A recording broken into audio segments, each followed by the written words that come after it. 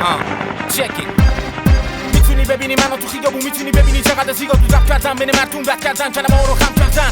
میدونم میتونم میرسم، میدونی دیوونم، میدونم میمونم تو این بازی تا آخر خط. هیچ کس نمیدم باور بعد، ترک میکنم عادت بعد. میدونی خیلی راحت من، واسه من افسارم، واسه من افکارم، مسیرم روشنم، واسه من اهدافم. خیابون همینه، وحشی گرت میده، راست میره چپ میده، اوش روش رپ میگه. خیابون همینه، وحشی گرت میده، بعضی وقتا توش کلی جنگ میشه. هیپ هاپ مال من اینجا، هیپ هاپ داره منو میپاد، دشمنام مثل سوسکن، منم میکشم مثل فیفا. لس آنجلسی خالتوری، ما بیدار بودیم تو خواب بودی، قفل کارای پات بودیم، ما خورشید هیپ هاپ بودیم. هنوزم هستیم ران توری، تو سوژه آن بودی. هنوزم هستی، هنوزم وقتی میخوام بخندم تو رو میبینم و تو رو میبینم. میفهمی ما بیرحمیم، دهن بدخور رو میبندیم، سوژه میکنیم میخندیم، اگه لازم بشی میجنگیم. میکنیم مرکی جیلی کرکی توی تله میری، همه در بیتیت، همه خزا پیلیت، همه مغزو فیلیت. خیلیگو میگن تو باسیگو میدن، یه سریگم توی عاشق میدن. اینو نیستن توی زاویه دیدم، هر چرتی و قافیه میدن، فقط دارن لفظ میون. له میشم مثل تحصیگار، موزیکا خوراک تبلیغات. فکر میکنی چه کاری برمیاد از این چاقالا که دستشویی به بابا کردن، بالاها رفتن توی خط دفاع پلنگن. اینو همه جفنگن، فکر میکنم برندن. درد ما تو اجتماعس و درد اینو کمر در همگی خفشی نقب کرد. صفاش مثل بد از سگ، کی بود وقتو تلف کرد؟ بگو بیگا جلو اونی که با همه ما دشمن تک